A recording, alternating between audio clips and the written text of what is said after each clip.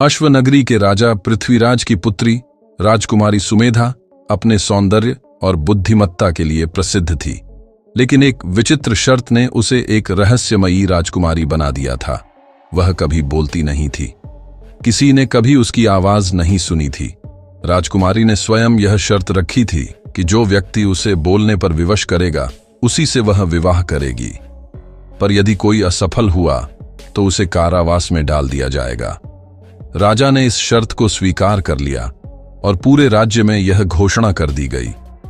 दूर दूर से राजकुमार, योद्धा और विद्वान इस चुनौती को स्वीकार करने आए, लेकिन कोई भी राजकुमारी को बोलने के लिए मजबूर नहीं कर सका। धीरे धीरे अश्वनगरी के कारागार असफल प्रत्याशियों से भरने लगे। इस कथा की खबर एक शक्तिशाली और साहसी युवक रुद्र तक पहुंची। रुद्र अपनी वीरता और चतुराई के लिए प्रसिद्ध था। उसे इस चुनौती ने आकर्षित किया, परंतु वह केवल राजकुमारी का हाथ जीतने के लिए नहीं, बल्कि इस रहस्य को सुलझाने के लिए वहां जाने को तैयार हुआ। क्या राजकुमारी वाकई मौन थी या इसके पीछे कोई और कारण छिपा था? क्या यह महज एक शर्त थी या कोई गहरी साजिश? रुद्र को यह पता लगाना था। रुद्र एक निर्भीक और चतुर योद्धा था। उसने अनगिनत युद्ध जीते थे, लेकिन यह चुनौती अलग थी। यह शक्ति की नहीं, बल्कि बुद्धिमत्ता और धैर्य की परीक्षा थी। राजमहल के द्वार पर पहुंचकर उसने राजा पृथ्वीराज के समक्ष अपनी इच्छा व्यक्त की। वह राजकुमारी की शर्त स्वीकार कर इस चुनौती का सामना करना चाहता था। राजा ने गंभीर स्वर में कहा, रुद्र, यह कोई साधारण खेल नहीं है। अब तक जो भी असफल रहा, उसे कारावास में डाल दिया गया है। क्या तुम यह जोखिम उठाने के लिए तैयार हो? रुद्र मुस्कुराया, मेरी तलवार ने कई युद्ध जीते हैं, पर आज यह मेरी बुद्धि की परीक्षा है। मैं इस शर्त को स्वीकार करता हूं। महल में एक भव्य कक्ष में राजकुमारी सुमेधा विराजमान थी, गहरी नीली पोशाक में, अपार सौंदर्य के साथ, लेकिन उसकी आंखों में एक रहस्यमयी शांति थी। रुद्र ने राजकुमारी की ओर देखा। उसे अनुभव हुआ कि यह मौन केवल एक शर्त नहीं थी, बल्कि इसके पीछे कोई बड़ा रहस्य छिपा था। उसने मन ही मन निश्चय किया, मैं सिर्फ इसे जीतने नहीं, बल्कि इस रहस्य को उजागर करने आया हूं। रुद्र को महल के विशाल सभा कक्ष में लाया गया, जहां राजकुमारी सुमेधा एक ऊंचे सिंहासन पर विराजमान थी। चारों ओर गहरा सन्नाटा था। राजा पृथ्वीराज दरबारियों और सैनिकों के साथ बैठे थे। रुद्र ने गौर से राजकुमारी को देखा। उसकी आंखों में एक अजीब सी निश्चलता थी, मानो वह वर्षों से मौन रहकर भी सब कुछ कह रही हो। राजा ने गंभीर स्वर में कहा, अब से तुम्हारे पास केवल 7 दिन हैं। यदि इस अवधि में तुम राजकुमारी को बोलने पर विवश कर सके तो वह तुम्हारी होगी, अन्यथा तुम्हें कारावास में डाल दिया जाएगा। रुद्र ने सिर झुकाया और राजकुमारी की ओर बढ़ा। राजकुमारी सुमेधा, उसने विनम्र स्वर में कहा, क्या यह मौन तुम्हारी इच्छा है या इसके पीछे कोई कारण छिपा है? राजकुमारी ने केवल उसकी ओर देखा, पर कोई उत्तर नहीं दिया। रुद्र मुस्कुराया, मुझे मौन पसंद है, लेकिन कभी कभी मौन से अधिक शक्तिशाली शब्द होते हैं। मैं तुम्हें शब्दों की दुनिया में वापस लाने आया हूं। सुमेधा के चेहरे पर हल्की मुस्कान आई, लेकिन वह फिर भी मौन रही। रुद्र ने महसूस किया कि यह चुनौती आसान नहीं होगी, लेकिन क्या वह इस रहस्य को सुलझा पाएगा? पहला दिन बीत चुका था, लेकिन राजकुमारी सुमेधा ने एक शब्द भी नहीं बोला। रुद्र ने महल के बगीचे में सैर करने का आग्रह किया, जिसे सुमेधा ने मौन स्वीकृति दी। बगीचे में पक्षियों की चहचहाहट थी, हवा में फूलों की सुगंध थी, लेकिन सुमेधा अब भी निस्तब्ध थी। रुद्र ने मुस्कुराते हुए कहा, कहते हैं, जब कोई अपने सबसे प्रिय व्यक्ति के साथ होता है तो उसे शब्दों की जरूरत नहीं होती, लेकिन हम तो अभी परिचित भी नहीं हुए हैं। सुमेधा ने बस उसकी ओर देखा और आगे बढ़ गई। रुद्र ने फिर प्रयास किया, क्या तुम जानती हो, मैं जब छोटा था तो मेरी मां कहती थी कि दुनिया की सबसे सुंदर आवाज हंसी होती है, लेकिन लगता है इस महल ने इसे कभी सुना ही नहीं। राजकुमारी ने हल्का सिर झुका लिया, लेकिन कोई उत्तर नहीं दिया। रुद्र ने महसूस किया कि यह केवल एक शर्त नहीं थी। राजकुमारी के मौन में कुछ छिपा था, कोई गहरी पीड़ा, कोई छुपा हुआ राज। उसने मन ही मन निश्चय किया, अगर मुझे तुम्हें बोलने पर विवश करना है तो पहले तुम्हारे दिल का रहस्य समझना होगा। रुद्र ने महसूस किया कि केवल तर्कों या चतुराई से सुमेधा को बोलने पर विवश करना संभव नहीं होगा। इसके पीछे कोई गहरी साजिश या पीड़ा छिपी थी। रुद्र ने महल में घूमना शुरू किया। वह नौकरों, दरबारियों और सैनिकों से अनौपचारिक बातें करने लगा। धीरे धीरे उसने जाना कि राजकुमारी का यह मौन अचानक नहीं था। कुछ लोगों का कहना था कि जब सुमेधा छोटी थी तब उसने अपनी मां रानी वसुंधरा को खो दिया था। उनकी मृत्यु के बाद राजकुमारी ने बोलना बंद कर दिया। कुछ का मानना था कि महल में कोई जादूगर आया था जिसने राजकुमारी पर कोई अनजाना प्रभाव डाला था, पर किसी को इसके पीछे की सच्चाई नहीं पता थी। रुद्र को यह बात अजीब लगी कि राजा पृथ्वीराज ने कभी अपनी बेटी को बोलने के लिए मजबूर नहीं किया। क्या वह कुछ जानते थे? इसी बीच एक वृद्ध दासी ने रुद्र से धीमे स्वर में कहा, अगर तुम्हें सच जानना है तो महल के पश्चिमी कक्ष में जाओ। वहां तुम्हें कुछ ऐसा मिलेगा जो अब तक किसी ने नहीं देखा। रुद्र ने निश्चय किया, अब वह इस रहस्य को उजागर करके ही रहेगा। रुद्र अंधेरी रात में चुपचाप महल के पश्चिमी कक्ष की ओर बढ़ा। यह महल का सबसे पुराना और सुनसान भाग था, जहां आमतौर पर कोई नहीं जाता था। दरवाजे पर जाले लटक रहे थे, हवा में नमी थी और हल्की सी अजीब गंध भी आ रही थी। उसने धीरे से दरवाजा खोला। अंदर धूल से ढकी पुरानी पेंटिंग्स, टूटी हुई वस्तुएं और एक विशाल संदूक रखा था। रुद्र ने संदूक खोला। अंदर एक पुरानी किताब थी जिसके पन्ने पीले पड़ चुके थे। किताब पर लिखा था, सुमेधा का सत्य। रुद्र ने किताब के पहले पन्ने को पलटा और जो उसने पढ़ा वह चौंकाने वाला था। जिस दिन रानी वसुंधरा की मृत्यु हुई उसी दिन एक जादूगर महल में आया था। उसने राजा को चेतावनी दी थी कि अगर सुमेधा ने कभी किसी से अपना दर्द साझा किया तो यह राज्य विनाश की ओर बढ़ जाएगा। रुद्र के माथे पर शिकन आ गई। राजकुमारी मौन नहीं रहना चाहती थी, लेकिन उसने अपने राज्य को बचाने के लिए स्वयं यह शर्त रखी थी कि जो उसे बोलने पर विवश करेगा उसी से वह विवाह करेगी, ताकि यह सुनिश्चित हो सके कि वह व्यक्ति इस श्राप को तोड़ सके। रुद्र को समझ आ गया कि यह सिर्फ एक खेल नहीं था, बल्कि सुमेधा अपने राज्य के लिए बलिदान दे रही थी। अब सवाल यह था, क्या यह श्राप तोड़ा जा सकता था? रुद्र अब समझ चुका था कि सुमेधा का मौन सिर्फ उसकी जिद नहीं, बल्कि एक भयावह श्राप का परिणाम था। लेकिन इस श्राप को दिया किसने था? क्या यह सिर्फ राजा को डराने के लिए कहा गया था, या सच में कोई जादुई शक्ति इसमें शामिल थी? किताब के अगले पन्नों को पलटते हुए रुद्र को एक नाम मिला, जादूगर वीरेश। यह नाम उसके लिए अनसुना था, लेकिन राजा पृथ्वीराज अवश्य इस व्यक्ति को जानते होंगे। रुद्र बिना विलंब किए राज दरबार पहुंचा। महाराज, क्या आप जादूगर वीरेश को जानते हैं? रुद्र ने सीधे पूछा। राजा का चेहरा एकदम पीला पड़ गया। उनके हाथों की उंगलियां कांपने लगीं। यह नाम फिर से क्यों लिया जा रहा है? राजा ने गहरी आवाज में कहा, क्योंकि यही वह व्यक्ति है जिसने राजकुमारी को इस श्राप में डाला। अगर यह सच है तो मैं इस श्राप को तोड़ना चाहता हूं।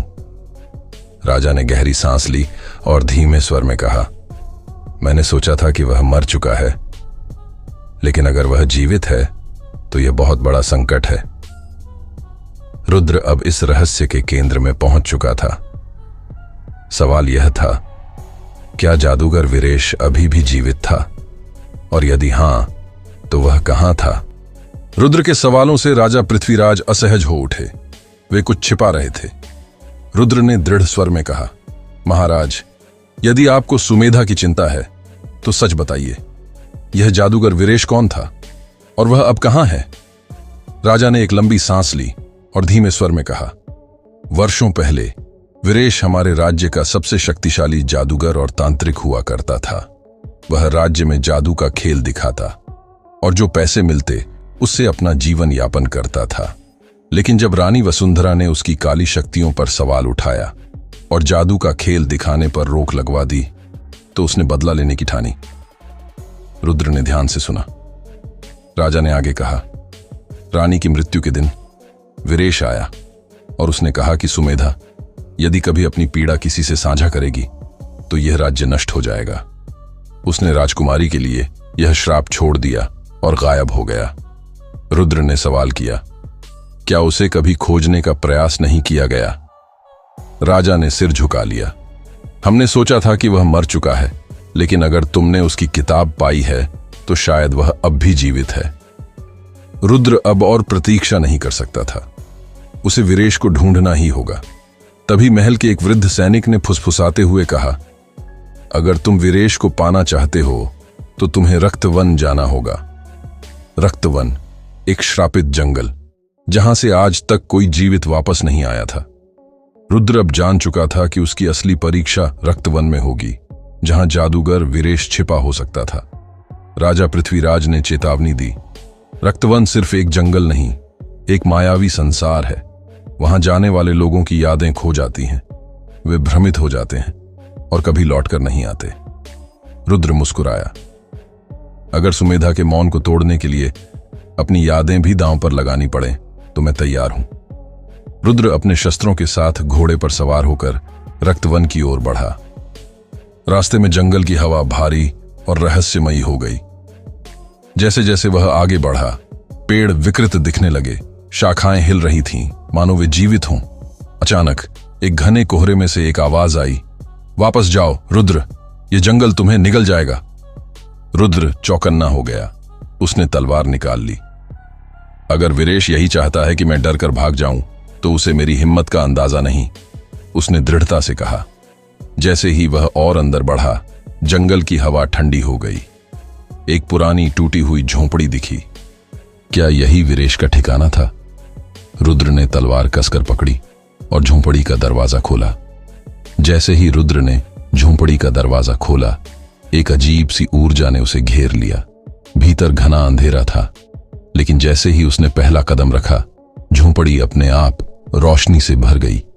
बीच में एक पुरानी चौकी पर एक आदमी बैठा था। लंबे सफेद बाल, झुर्रियों से भरा चेहरा और चमकती लाल आंखें। यही था जादूगर वीरेश। तुम्हारी हिम्मत की दाद देता हूं रुद्र, वीरेश ने ठंडी हंसी के साथ कहा। राजकुमारी को मुक्त कराने आए हो, है ना? रुद्र ने तलवार सीधी की।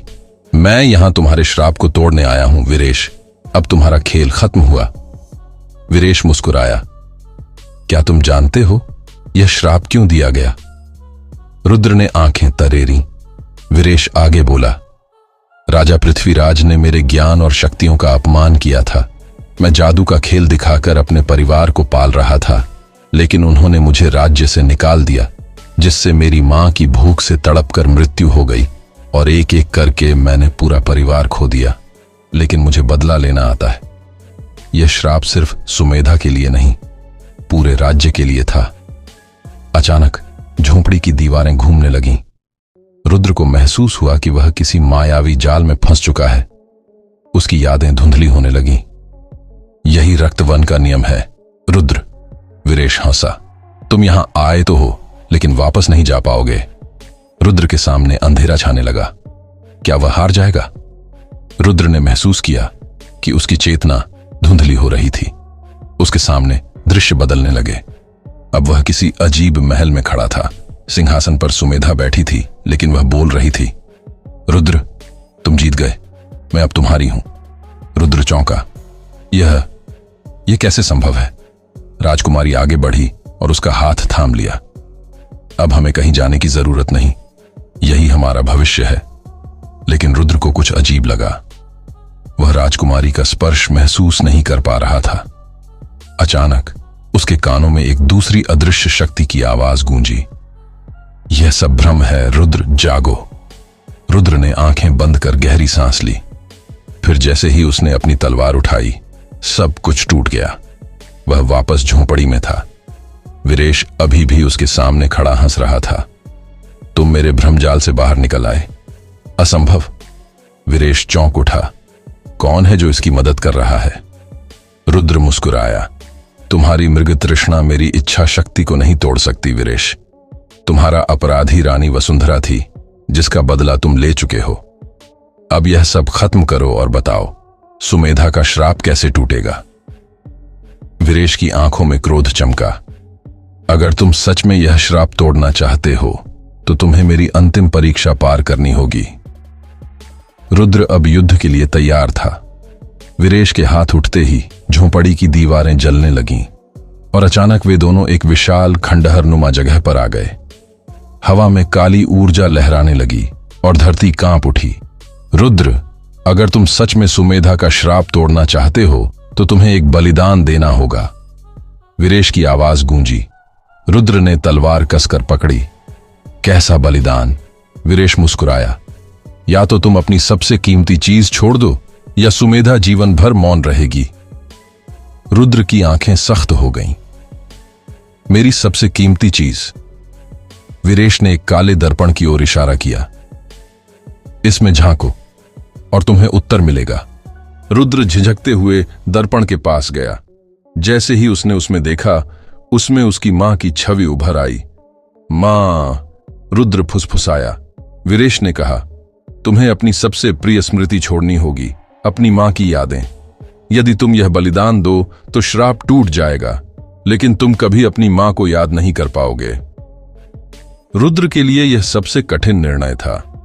मां उसकी प्रेरणा थी, लेकिन सुमेधा की पीड़ा भी वास्तविक थी।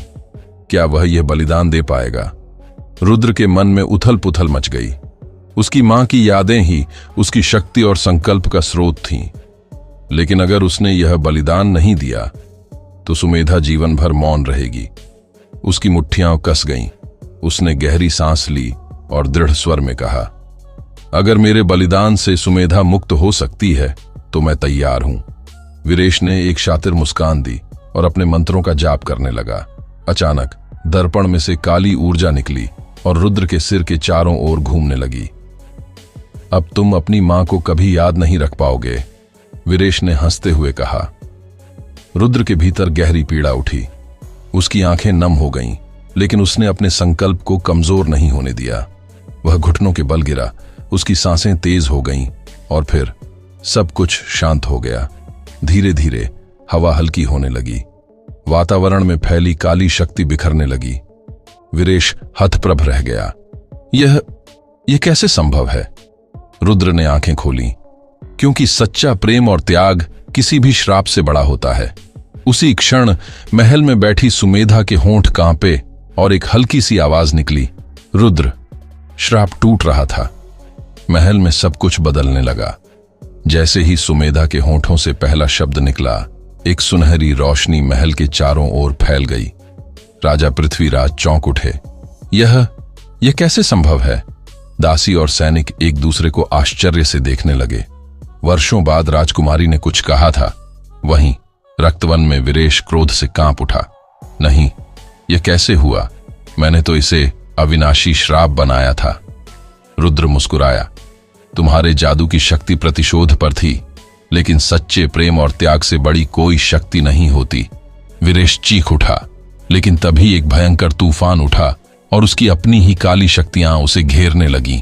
उसकी आंखों में डर समा गया। नहीं, यह नहीं हो सकता, मैं अमर हूं। लेकिन उसकी चीखें धीरे धीरे कम होने लगीं। उसकी काली शक्ति खुद उसे लीलने लगी और देखते ही देखते वह राख बन गया। रक्तवन की मायावी शक्ति समाप्त हो गई। रुद्र के मन से बोझ हट गया, लेकिन उसकी आंखों में खालीपन था।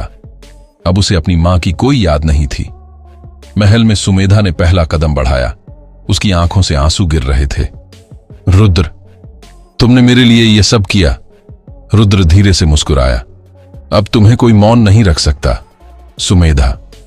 राजकुमारी की आंखों में प्रेम था, लेकिन क्या रुद्र अब भी उसे अपनाएगा? महल में सन्नाटा था। हर कोई स्तब्ध था। राजकुमारी सुमेधा बोल चुकी थी। राजा पृथ्वीराज की आंखों में आंसू आ गए। बेटी, तुम ठीक हो? सुमेधा ने सिर झुका लिया। पिता, मैं हमेशा से ठीक थी, पर यह श्राप और यह परीक्षा मेरे लिए आवश्यक थी। तुमने मेरे लिए अपने जीवन की सबसे कीमती चीज खो दी। रुद्र हल्का सा मुस्कुराया। अगर तुम्हारी आवाज के बदले मेरी यादें चली गईं तो यह कोई नुकसान नहीं। सुमेधा की आंखें छलक उठीं। वह कुछ पल मौन रही, फिर हल्की मुस्कान के साथ बोली, अब मेरी शर्त पूरी हो चुकी है और मैं अपना वचन निभाऊंगी। पूरा दरबार आश्चर्य से देख रहा था। रुद्र, क्या तुम मुझसे विवाह करोगे? रुद्र ने कुछ पल उसे देखा, फिर सिर झुका लिया। मुझे सौभाग्य प्राप्त होगा राजकुमारी। पूरा महल जयकारों से गूंज उठा। श्राप समाप्त हो चुका था। मौन अब प्रेम का स्वर बन चुका था। निष्कर्ष यह कहानी प्रेम, त्याग और सच्ची निष्ठा की थी।